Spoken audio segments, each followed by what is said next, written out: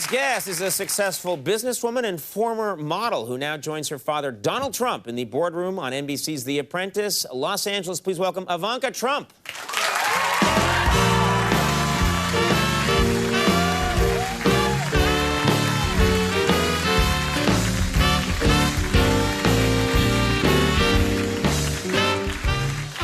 You look beautiful. Thanks for being here. Well, thank you. Thank you for having me. Now, of course, a lot to talk about. You know, it is unique how tall the three of us collectively are, I think. That doesn't usually happen in show business. No, most people in show business are tiny, tiny people. I feel like I'm frequently disappointed. Yeah. So No. This is nice. This is definitely a pleasure. This is nice. And I work out. Obviously.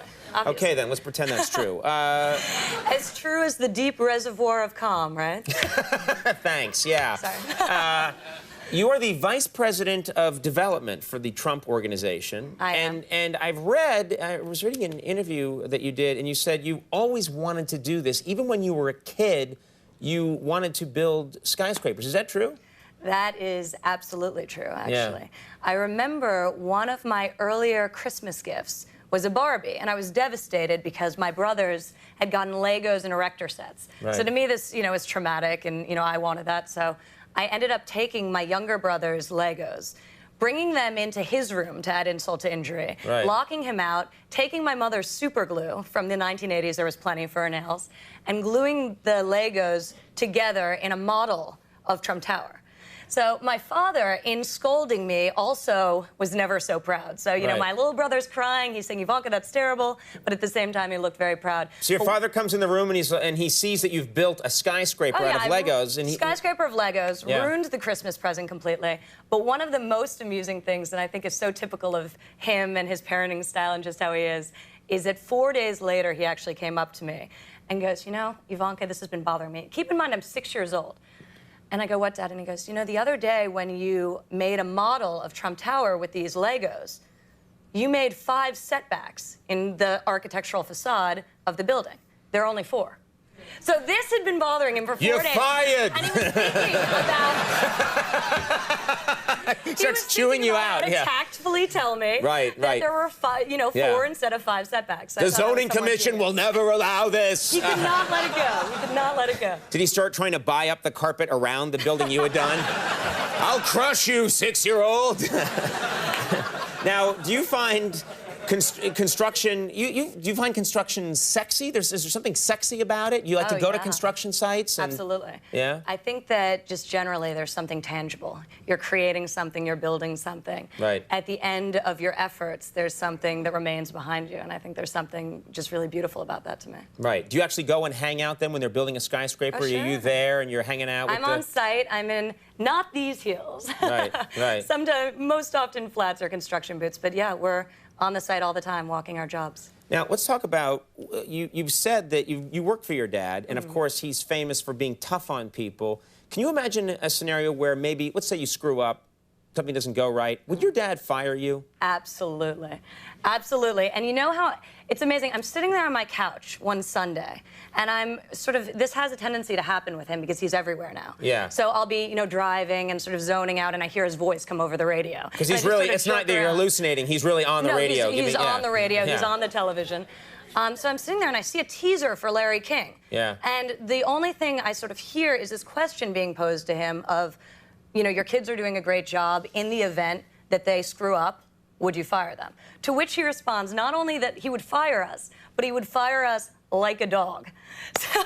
What? So I call him immediately. Your dad said I'd fire her like a dog. Like a dog. And I go, Dad, I would expect you to fire me if I were to mess up, but did you have to add the like a dog part? What does that even mean, to fire someone like a dog? You're fired, and then you throw a tennis ball? Yeah, exactly. Get out of here! Go!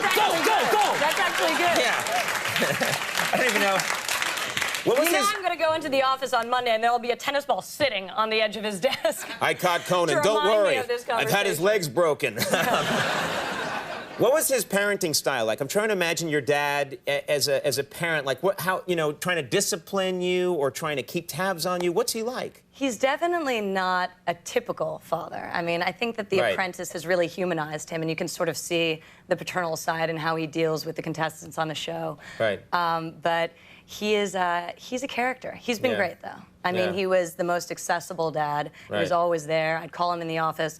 He'd have, heads of state sitting in his office, and he'd put me on speakerphone and tell them how great I was doing in school when I was around, 9 years old. So is he overprotective, would you say, sometimes? Oh, yeah. He is. Yeah. He is.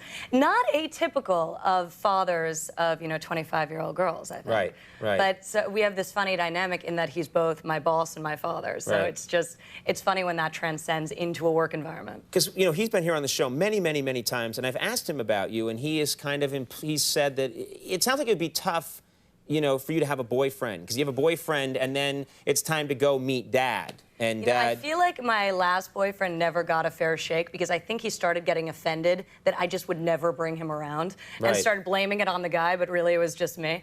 I think he can be a little bit intimidating. Right, your dad, just a little. I would think so. All right, now, how tough, let's say, the kind of guy that you're looking for when you're dating, how financially secure does that guy have to be? Okay? Do you know what I mean? Let's say, could you have a boyfriend? Let's say there's this guy you kind of like, but he just sits around his apartment all day and eats ramen fried noodles, and he's like, yeah, I don't really need a job. Man, I got to get my head together for a couple of years. Would that be tough I would think, to be around you if he's like that? Absolutely. I mean, the measure of success for me is not necessarily financial with the people I choose to date. It's more that they have, I think, some degree of success in their chosen field is important. Otherwise, I think it would be very easy to get insecure around my family and around my father. Right. So it doesn't really matter what field they're in, but I just need a guy who's confident, secure. Not unlike Jeff.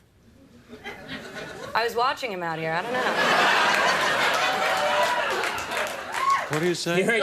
Your glasses just all fogged up.